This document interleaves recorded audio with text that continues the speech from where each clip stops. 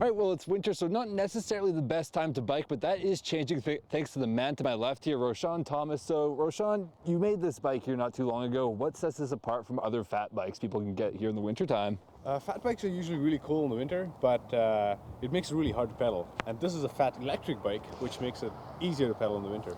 Okay, so yeah, we see the electric motor down here just above the gear. So how does this motor help you out in the wintertime?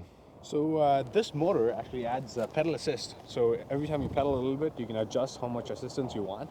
So if you want like lots of assistance, you can set it up in such a way that the motor does most of the work. Okay. Or you can set it up, if you want to get a good workout, you can set it up to add some resistance, so it actually gives you a good workout. Okay, so kind of a similar thing to running on a treadmill, for instance. Yeah, an electric bike is usually some people think of it as a treadmill on wheels that you can actually take out onto the road. Okay, so you can either make it easier or make it tougher on yourself, depending on what kind of mood you're in or your fitness level. Yeah, so if you don't want to come into work sweaty, which is kind of hard in the winter, then you can boost up the assistance levels and just bike to work that way. Okay, so now you guys made these things, and I understand a lot of it went through Kickstarter too to kind of get the funding to put all of this together, right?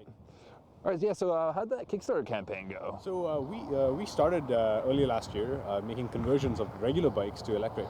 And then because of the huge success we had that way, we launched our flagship bike, the Juggernaut, on Kickstarter. We launched in December, and we were looking at raising $50,000 by the end of 40 days. And then we ended up raising about $70,000 at the end of 40 days. Oh, wow. We also got a bunch of pre-orders, so we're busy producing about 70 of these bikes by March. Oh, wow, and about how many have you produced so far? So far, like this is our prototype bike.